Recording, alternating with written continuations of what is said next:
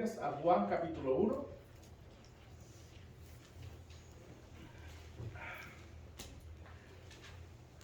Para comenzar, todavía no, hermanos. Para comenzar, más que quiero que ustedes sepan que el Evangelio de Juan, yo creo que es el libro y el Evangelio más favorito mío de la Biblia. Es el libro que yo he leído más. Lo he estudiado, lo he enseñado varias veces. Cuando comenzamos la iglesia, unos años atrás, fue uno de los primeros libros que enseñé en la escuela dominical. Y cuando yo quería predicar uno de los evangelios, estaba orando y meditando y mirándolos y leyéndolos todos. Los leí varias veces, los evangelios, y para la iglesia donde estamos nosotros y lo que nosotros estamos ahora enfocando y queriendo hacer, yo creo que el Evangelio de Juan es el mejor, porque otra vez queremos crecer el reino de Dios. Y yo creo que el Evangelio de Juan es el más teológico de todos, es el más simple para leer y entender, pero el más profundo de todos los evangelios, en mi opinión. Es el más teológico. Hay una enseñanza teológica en el Evangelio de Juan que uno tiene que mirar más allá de la escritura para ver lo que está diciendo Jesús. Y yo creo que el Señor nos ayude a nosotros como iglesia a profundizar en nuestro conocimiento de quién es Jesús. Cuando uno lee esta carta o este evangelio o libro, vemos que uno tiene que llegar al fin del libro para saber el propósito, donde él explica el propósito del libro, el thesis del libro. Y eso lo he leído ahorita y quiero leerlo rápidamente. Dice en Juan 20, 30, 31, dice: y muchas otras señales hizo también Jesús en presencia de sus discípulos que no están escritas en este libro.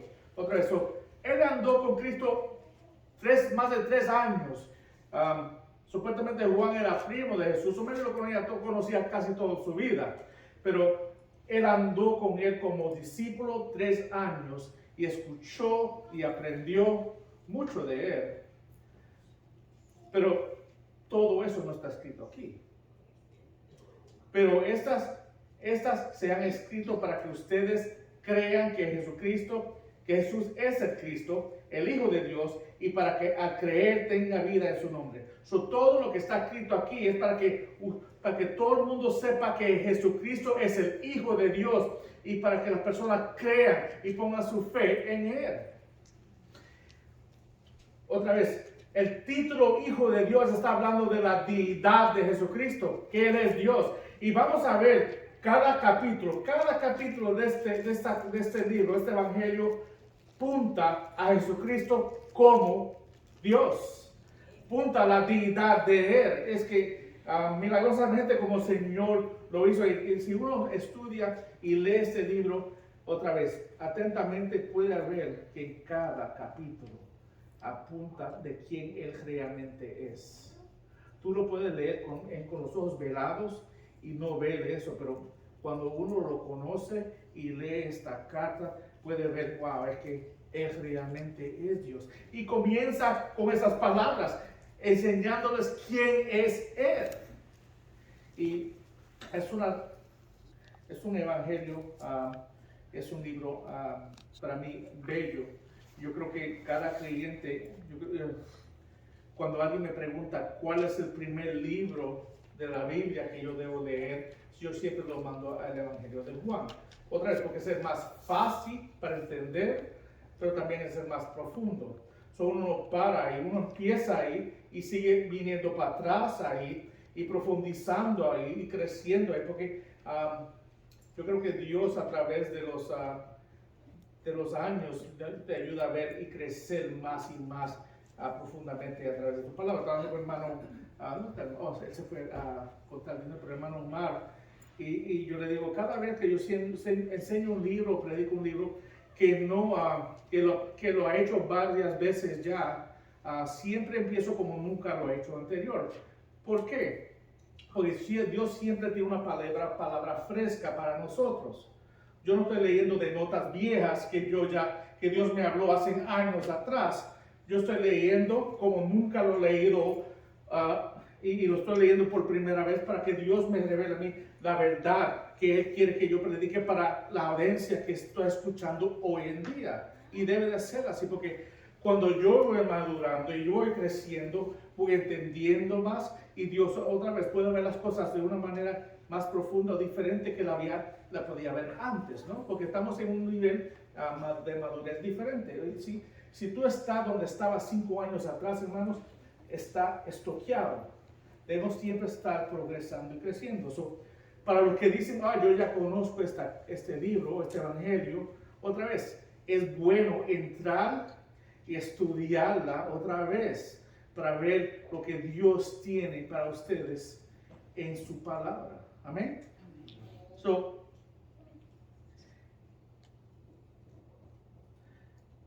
Otra cosa, y cuando leemos esos versículos en Juan 20, 30 al 31, que vemos aquí, que uno de los propósitos de esta carta es para que, si se puede poner en una palabra de qué significa o qué es el punto central de este libro, es creer. Creer en Jesucristo. Y si lo puedes decir más fácil, es creer. Y entendemos que el Evangelio está escrito por el apóstol Juan, pero recuerden que el apóstol Juan está guiado por el Espíritu Santo y todo lo que está aquí está revelado a través de Dios para nosotros. Y tenemos que también entender que a lo largo de los 21 capítulos el apóstol Juan responde a 3 preguntas. Las 3 preguntas que él responde en este libro son: primero, ¿qué necesitamos para creer? Segundo, ¿qué significa creer? Y tercero, ¿por qué necesitamos creer? El Evangelio de Juan revela que la persona más moral, religiosa o piadosa no está más viva que un maniquí en la ventana de una tienda. No importa lo religioso que tú seas, tú estás muerto si no tienes a Cristo. Necesitas saber eso, necesitas saber lo que significa en lo que tú crees y por qué tú crees. Amén. Diciendo eso, hermanos, vamos a ponernos de pies y leer Juan 1, del 1 al 5, que es realmente la introducción a este evangelio. Juan 1, del 1 al 5. Y dice la palabra de Dios: en el principio ya existía el verbo. Estamos leyendo de la nueva versión, la nueva Biblia de las Américas, perdón. En el principio ya existía el verbo. Y el verbo estaba con Dios y el verbo era Dios. Él estaba en el principio con Dios. Todas las cosas fueron hechas por medio de Él, y sin Él nada de lo que se ha hecho fue hecho. En Él estaba la vida, y la vida era la luz de los hombres. La luz brilla en las tinieblas, y las tinieblas no lo comprendieron. Amén, hermanos, oremos. Padre Santo, Señor, gracias por tu palabra. Lloro, Señor, otra vez que tú nos guíes a través de tu palabra y nos ayude a poder entender y capacitarnos, Señor, con la habilidad de poder vivir y expresarnos a través de tu palabra fielmente, Señor. Lloro que todo lo que yo diga sea verdad que venga de ti y tu palabra, Señor. Y mis palabras también guíe a cada uno aquí poder recibir tu palabra fielmente, Señor. Oramos por su nombre, Cristo. Amén. Voy a tomar asiento, hermanos. Este pasaje de los versículos 1 a 5, hermanos, es uno de los pináculos de la Escritura. De hecho, probablemente lleva lleva a uno a alcanzar una profundidad de entendimiento de quién es Jesús y quién es Dios.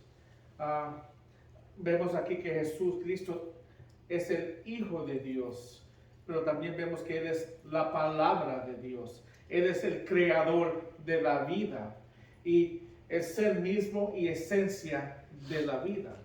Esas cosas lo que vemos aquí, y los puntos que vamos a tocar van a tocar estas realidades. Estas tres verdades, hermanos, tienen que ser meditadas profundamente para poder entender el significado de este texto. Hay muchas personas que leen este texto rápidamente y no pueden entender la profundidad y la verdad de este texto. Hay mucho, si uno cuando leemos la Biblia de los testigos de Jehová, vemos que ellos le cambian las palabras a este texto, porque ellos no pueden entender la realidad de la verdad que enseña este libro, porque la palabra de Dios dice: en el principio ya existía el verbo. En algunas versiones dice: era el verbo, y el verbo estaba con Dios, y el verbo era Dios. Pero si yo no quiero aceptar o no puedo entender lo que dice, vienen algunos y le cambian las palabras. Dice: Jesucristo es un hombre, Él no puede ser Dios. Solo le ponemos: Él era un Dios, minúscula. Otra vez, no es el Dios verdadero. Y cambian la palabra de Dios al entendimiento de un hombre. Por eso yo digo que es un libro que es profundo, y si nos ponemos a meditar en lo que está diciendo realmente este libro, vamos a poder ver y escuchar de la misma palabra quién es Jesucristo, porque Él mismo nos va a hablar a nuestros corazones. Él va a quitar esa oscuridad y va a darnos la luz que necesitamos para poder entender y interpretar su palabra. Tú ves que las personas que no pueden encapsular y entender quién era Jesús, son las personas que todavía están en la oscuridad, como dice en el versículo 5. Él es luz, Él da vida. Él nos sacó a nosotros de la oscuridad, hermanos. Y el que está en la oscuridad todavía no puede ver esa realidad, hermanos. Yo quiero que mediten estas verdades, hermanos, porque Dios nos está hablando a través de la palabra quién Él realmente es. Estoy diciendo eso, vamos a entrar al primer punto. Jesucristo es eterno. Y titular el mensaje de hoy: Jesucristo, la palabra viva. Y vemos aquí que la palabra se usa aquí como verbo. La palabra verbo se puede traducir también palabra. Y aquí dice la palabra de Dios en los primeros dos versículos, el primer punto, que Jesús es eterno. En el principio ya existía el verbo. Y el verbo estaba con Dios, y el verbo era Dios. Él estaba en el principio con Dios. Me gustó lo que dijo Warren Wiersbe, y quiero leerlo porque dijo algo bien interesante sobre la referencia al verbo. Hay muchas personas otra vez que dicen el verbo, los judíos ya entendían que la palabra verbo hablaba de la palabra y de Dios, y cómo él le comunicaba desde el principio. Ellos estaban esperando el Mesías, pero los griegos que están leyendo esto no. Pero la palabra verbo, otra vez, habla el máximo de comprendimiento, o de intelectual, o de razón. Cuando los griegos leían esto, estaban hablando de una persona que era el épic o lo máximo del razonamiento. Ellos podían verlo y entenderlo también. Él usó la palabra verbo con el propósito de poder ayudar a entender los griegos como también los judíos, que otra vez ya tenían una enseñanza clave sobre esto. Y Warren Wiersbe dice Así como las palabras revelan nuestra mente y corazón, Cristo revela a los hombres la mente y el corazón de Dios. Juan 14:9 dice, el que me ha visto a mí, ha visto al Padre. Una palabra o verbo se compone de letras y Cristo es el alfa y omega, que son la primera y las últimas letras del alfabeto griego. En Génesis 1, Dios creó todo por medio de su palabra. En Colosenses 1:16 y 2 Pedro 3:5 indica que esta palabra era Cristo. En tanto que Dios se puede conocer en parte a través de la naturaleza y la historia, se le conoce la plenitud a través de ¿quién? De su Hijo. Cristo como el verbo trae gracia y verdad, pero si los hombres no lo reciben, esa misma palabra se convertirá en ira y juicio. La Biblia es la palabra escrita de Dios y Cristo es el verbo de Dios, vivo, encarnado. Fin de cita. Amén, ¿verdad? Es que es mucho más grande que una palabra. Uno lee esto y rápidamente es mucho más profundo lo que quiere decir que Él es, cuando leemos que Él es el verbo. Y en el principio, dice aquí, ya existía el verbo. Cristo, el verbo, era preexistente. Esto significa que Él era antes de la creación. Él siempre ha existido. Cristo no fue creado. Él siempre era. En algunas versiones dice, en el principio era el verbo. Jesucristo ya estaba ahí. Él no fue creado, nunca tuvo comienzo. Él estaba en el principio con Dios. En Juan 17:5 dice, y ahora glorifícame tú, Padre, junto a ti, con la gloria que tenía contigo antes que el mundo existiera. También en Juan 8:58 dice Jesús, en verdad les digo que antes que Abraham naciera, yo soy. Otra vez, una clamación indicando que Él es el yo soy del Viejo Testamento, indicando que Él es Yahweh, que Él es Dios. Él siempre existía. El testimonio de Juan fue que Jesucristo era el verbo, que Él siempre ha existido. Él es el Hijo de Dios viviente. Otra vez, un título a su humanidad, hermanos. Dios no tiene hijos. El Hijo de Dios está hablando es un título a su humanidad. Él también se llama la palabra de Dios Hijo de Hijo de Dios, pero Hijo de hombre. Y tú ves que son títulos que le dan hablando de la deidad de Él. No está diciendo que él era un hombre, es un título usado. A ver, Él es la manifestación física de Dios.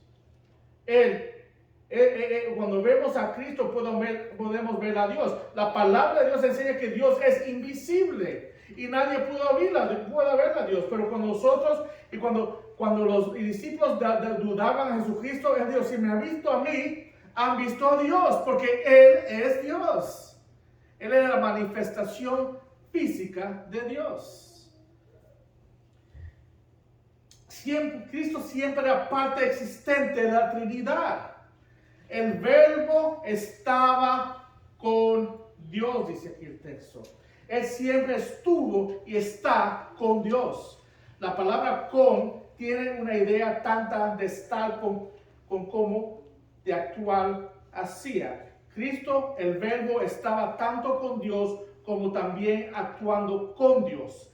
Estaba con Dios, al lado de Dios, actuando, viviendo y trabajando en las más íntimas de las relaciones. Cristo tenía la relación ideal y perfecta con Dios el Padre. Su vida junta, su relación, comunión, compañerismo y coexistión era una relación perfecta y eterna. Esa es la realidad. El versículo 2 dice, Él estaba en el principio con Dios. Ahora cuando miramos la primera de Juan 1 al 2, que también fue escrito por el apóstol Juan, en primera de Juan, una de las cartas en el final antes de Apocalipsis, él dice los primeros 2 versículos. Juan dice, lo que existía desde el principio, lo que hemos oído, lo que hemos visto con nuestros propios ojos, lo que hemos contemplado y lo que han tocado nuestras manos, esto escribimos acerca del verbo de vida. Escucha este versículo, un segundo, dice, y la vida se manifestó, Él es la vida. Nosotros le hemos visto y damos testimonio, y les anunciamos a ustedes la vida eterna que estaba con el Padre y se manifestó a nosotros. Vamos a leer esa última parte. La vida eterna que estaba con el Padre se manifestó a nosotros. Jesucristo es la manifestación de Dios. Y ellos más que están testificando de esa verdad, que Dios se hizo hombre para salvarnos a nosotros. Amén. Amén. ¿Qué verdad más profunda, hermanos, ¿no? Es más grande que podemos capturar y entender cómo es que hay un Dios y Él se ha manifestado en 3 personas, pero a la misma vez es un Dios.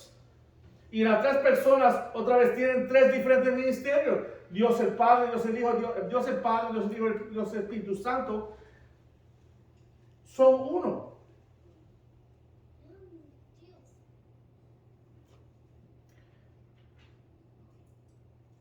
El versículo 1 dice, en el principio ya existía el verbo.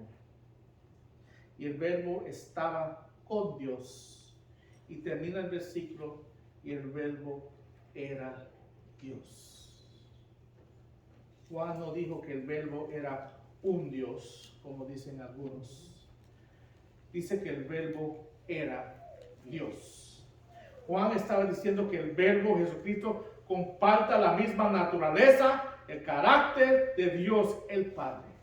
Todo lo que se puede decir de Dios el Padre, se puede decir de Jesucristo. Él es parte de que nosotros llamamos que la Trinidad. Dios el Padre, Dios el Hijo, Dios el Espíritu Santo. Aquí encontramos una declaración escrita clara, hermanos, que Él es Dios. Jesucristo es Dios, pero quiero también que lean lo que dice en Hebreos 1:3. Dice, hablando de Jesucristo y su deidad, dice, Él es el resplandor de su gloria. Hablando de Jesucristo, el resplandor de la gloria de Dios. Él es el resplandor de su gloria y la expresión exacta de su naturaleza. Exactamente. ¿Quién es la expresión exacta mía? Yo, tiene que ser yo, porque solo yo puedo ser yo. Y nadie más puede ser la representación exacta de mí. Y la expresión exacta de su naturaleza. Y sostiene todas las cosas por la palabra de su poder. ¿Con qué es que él sostiene todo? Con su palabra. En el principio estaba el que era el verbo. Y el verbo estaba con Dios y el verbo era Dios. Después de llevar a cabo la purificación de los pecados, el Hijo se sentó a la diestra de la majestad en las alturas. Yo creo que más claro, hermanos, que eso no se puede decir, hermanos. Si tú no tienes ese entendimiento y ese conocimiento, es difícil, es imposible llamarte hijo de Dios. Porque nosotros nos ponemos nuestra fe y creemos en la verdad de quién es Jesucristo. Y si la palabra de Dios enseña que Jesucristo es Dios y tú no crees esa realidad, después uno no se puede llamar hijo de Dios. ¿Cómo yo puedo llamarme hijo de mi padre si yo no conozco a mi padre o mi madre? Amén. Segundo punto, Jesucristo es el creador. El versículo 3 dice, todas las cosas fueron hechas por medio de Él, y sin Él nada de lo que ha sido hecho fue hecho. Todas las cosas significan, hermanos, cuando aquí dice la palabra todas las cosas, cuando tú miras en el griego, quiere decir todos los detalles de la creación, todos los detallitos, no en general, pero cada detallito de todo lo que se creó fue creado por Él. Todo. Tú estás aquí porque Él te creó a usted. Esta iglesia está aquí otra vez porque Él la creó. Él no armó el edificio, pero todos los elementos que se usaron para construir este edificio lo hizo Él. La estructura, el molecular structure de la madera que lo mantiene unido, lo creó Él. Él creó todos los detalles de todo el universo. Mira lo que dice Colosenses 1:16, dice, porque en Él fueron creadas todas las cosas, tanto en los cielos como en la tierra, visibles o invisibles, hasta lo que no vemos fue creado por Él. Los microbios que no vemos fue creado por Él. Ya sean tronos o dominios o poderes o autoridades, los ángeles, todo ha sido creado por medio de Él y para Él. Las palabras fueron criadas en el versículo 1:3 de Juan capítulo 1 significan llegaron a existir o se convirtieron. Ten en cuenta lo que esto está diciendo. Nada, hermano, nada existía antes que Cristo lo creó.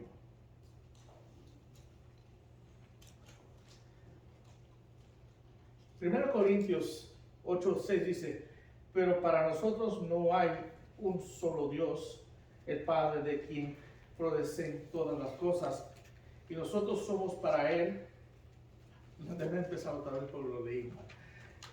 Pero para nosotros hay un solo Dios, el Padre de quien proceden todas las cosas, y nosotros somos para Él, y un solo Señor, Jesucristo, por quien son todas las cosas, y por medio de Él existimos nosotros. Ahora, ahí viene el argumento, pero si Jesucristo creó a Dios, creó todo aquí, después Dios le dio la habilidad de hacerlo. No, Él dice que Él lo creó. Y Él estaba con Dios desde el principio. Él era, Él es. Nunca se enseña para que Él fue creado. Él fue el que creó. Cuando leemos Génesis 1, del 1 al 3, dice, en el principio Dios creó los cielos y la tierra estaba sin orden y vacía, y las tinieblas cubrían la superficie del abismo, y el Espíritu de Dios, hablando del Espíritu Santo, se movió sobre la superficie de las aguas. Entonces dijo Dios, sea la luz, y hubo luz. Ese fue el Señor que estaba actuando como parte de la Trinidad en la creación. Seguimos leyendo en el capítulo 1 de Génesis 1:26. No tengo las notas, pero si abren su Biblia a Génesis 1:26, dice, y dijo Dios, hagamos al hombre, ahora cuando estaba creando el hombre, hagamos al hombre a nuestra imagen, conforme a nuestra semejanza, y ejerza dominio sobre los peces del mar, sobre las aves del cielo, sobre los ganados, sobre toda la tierra y sobre todo reptil que se arrastra sobre la tierra. Hagamos el hombre sobre nuestra imagen, y tú ves que hay una pluralidad ahí de Dios. Nuestro Dios es un Dios, pero hay una pluralidad en Él. Y vemos en el versículo 26 que Dios es un Dios, pero hay una pluralidad en Él. Y ahí es donde vemos el comienzo de la enseñanza de la Trinidad. Que Dios, otra vez, es un Dios, pero Él se representa en tres personas. Y tenemos que entender que Jesucristo es el creador de todo. Él fue el que te creó a usted. Nosotros ponemos nuestra fe en el creador de todo el mundo, hermanos. Él no fue un hombre normal. Él fue Dios. Y tiene el poder de Dios. Y Él habla todo en existencia, hermanos. En ese Jesucristo es que nosotros ponemos nuestra fe. En ese Jesucristo es en quien yo creo, hermanos. Entonces es importante creer quién es Él. Y para qué Él vino a ser, hermanos. ¿Y cuántos de ustedes pueden decir, esto es mucho para yo poder comprender? Es verdad, nuestro cerebro no puede entender y todo esta información, porque nosotros solamente podemos pensar en esta esfera, en este mundo. No podemos pensar afuera. Dios está fuera de este universo. Él controla, Él no está aguantado por tiempo o material. Todo lo material fue creado por Él. Nosotros podemos más que entender lo que es material, lo que es creado por Él. Y no podemos pensar más allá de aquí. Y solamente podemos aceptar por fe lo que dice la palabra de Dios de la eternidad y de lo que va a ocurrir. Porque nunca lo hemos visto, hermanos. El cielo nunca lo hemos visto. Esas personas que dicen que vieron el cielo regresar, hermanos, son mentiras, hermanos. El que va al cielo, ¿para qué va a regresar? Si está en la presencia de Dios. ¿Quién va a querer regresar a este mundo cuando está en la presencia de Dios? Hermanos, sigamos. El último punto. Jesucristo es vida. Ya hemos visto que Jesucristo es ¿qué? ¿Qué? Jesucristo es ¿qué? Él es eterno. Y siendo eterno, vemos que Él es Dios. También hemos visto que Jesucristo es ¿qué? El creador de todo. Y también vemos en Jesucristo que Él es vida. Él es vida. No solamente da vida, Él es vida. Todo que fue creado vino a través de ¿quién? De Él. Él es vida. Sin Él no hay vida. Sin Él estamos muertos. Pero esta vida dice aquí, dice en el versículo 4 y 5, dice, en Él estaba la vida. Y la vida era la luz de los hombres. La luz brilla en las tinieblas. Y las tinieblas no lo comprendieron. Y hay muchas personas hoy en día, ¿no? Entonces hay muchas personas que pueden leer esto y no entender o capturar la realidad de lo que se encuentra aquí. Jesucristo es la fuente de luz, hermanos. Note esta declaración, la vida que es Jesucristo era la luz de los hombres. Desde el principio el hombre podía conocer esta vida, conocer a Dios personalmente e íntimamente, hermanos. Porque sin Jesús, toda persona desde el pecado de Adán está muerto en sus pecados. La salvación a través de fe no comenzó con la iglesia. La salvación a través de fe comenzó ¿dónde? Desde el principio. Cuando leemos Hebreos capítulo 11, cuando habla de todo lo que son, ¿cómo se llama? Todas las personas grandes de la fe que son salvas, fueron salvas a través de su fe en el Cristo que venía. Si uno lee el Viejo Testamento, entonces que cada libro del Viejo Testamento apunta a lo de Él, o a Él, hasta Moisés habla de Él, apuntando al que venía, y ponían su fe en el plan de Dios. Jesucristo vino y murió hace 2000 años atrás, y hay personas que pusieron su fe en Él, en lo que Él ya terminó de hacer. Y nosotros estamos en el otro lado de la cruz. Nosotros ponemos nuestra fe en lo que Jesucristo ya hizo. No lo que va a hacer, no lo que terminó de hacer ahora. Nosotros miramos atrás en fe en lo que Él hizo 2000 años atrás.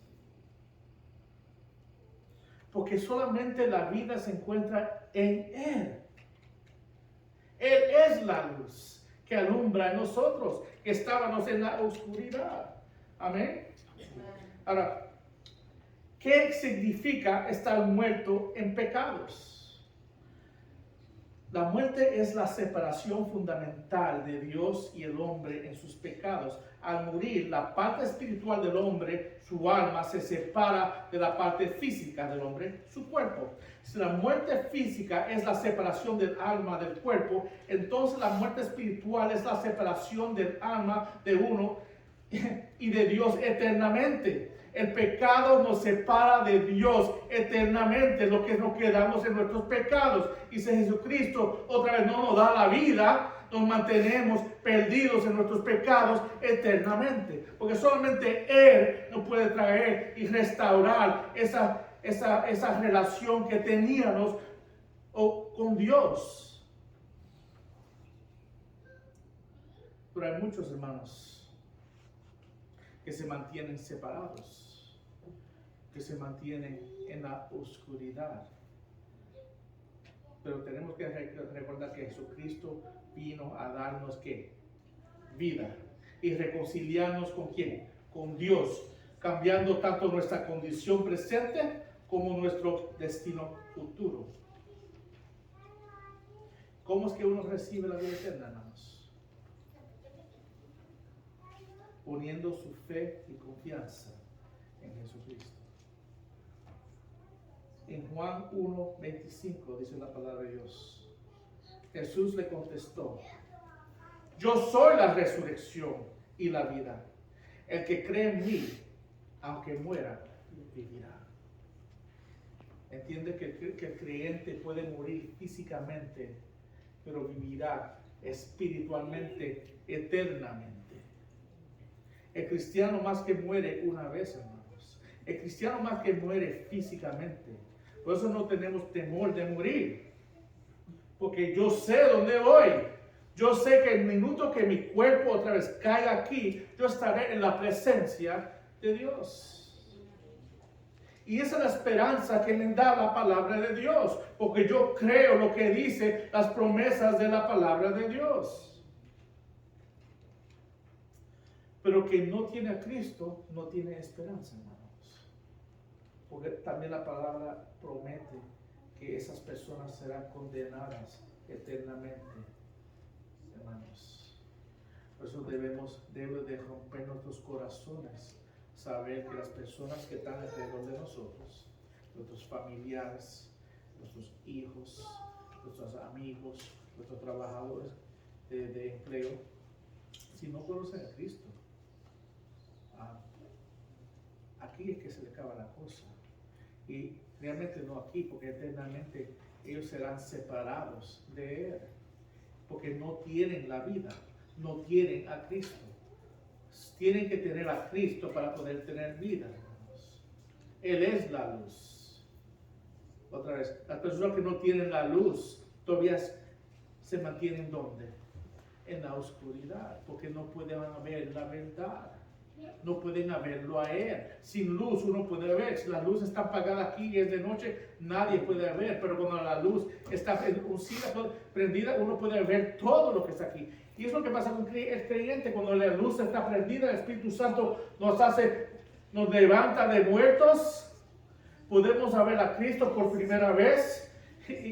Y nuestras vidas son cambiadas eternamente. La salvación comienza el minuto que uno recibe a Cristo, hermanos. No tenemos que esperar morir para vivir la eternidad. La eternidad estamos viviendo ahora. Pero lo que hacemos ahora puede otra vez ayudar a crecer el reino de Dios. Dios nos ha llamado a nosotros aquí en este mundo para conocerlo a Él. ¿Con el propósito de qué? De vivir una vida de prosperidad. De vivir una vida otra vez pidiéndole más y más para nosotros, o vivir una vida otra vez compartiendo y creciendo el reino de Dios, predicando el mensaje de fe de Jesucristo, hermanos. Para eso estamos llamados. Tristemente, pocos son los que son fieles al mensaje de Dios. En el versículo 5 también vemos otra vez, como dije, que las personas que no conocen a Cristo están espiritualmente oscurecidos en las tinieblas.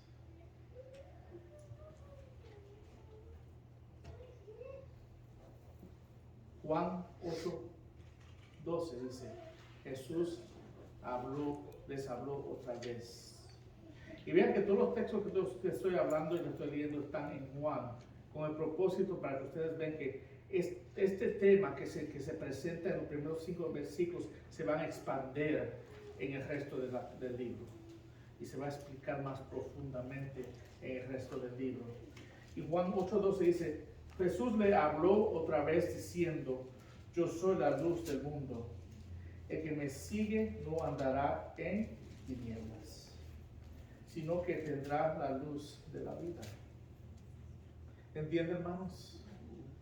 Si ustedes no están siguiendo a Cristo, no tienen la luz de la vida en su vida. No importa lo que tú digas o lo que tú clames. Si tú no, y estamos hablando aquí en los miércoles de la obediencia. Si tú no estás siguiendo a Cristo en la obediencia, no importa dónde tú naciste, cuántas veces viniste adelante, cuántas oraciones he repetido, hermanos, eso no salva. El que salva es el que está constantemente siguiéndolo a Él. Porque vamos a vivir para Él. El que tiene la luz va a seguir la luz. El que está en la oscuridad va a permanecer en la oscuridad. Y hoy en día tenemos muchas personas que se llaman cristianos que les gusta más estar en la oscuridad que la luz. El creyente no puede, no ama la luz, no quiere la luz. Aunque a veces cuando pecamos, la luz nos revela la suciedad que está en nosotros y nos arrepentimos y nos ponemos bien con Dios otra vez y seguimos caminando. Es la diferencia entre cristiano y no cristiano. No es que seamos mejor, es que reconocemos nuestros pecados y nos arrepentimos de nuestros pecados.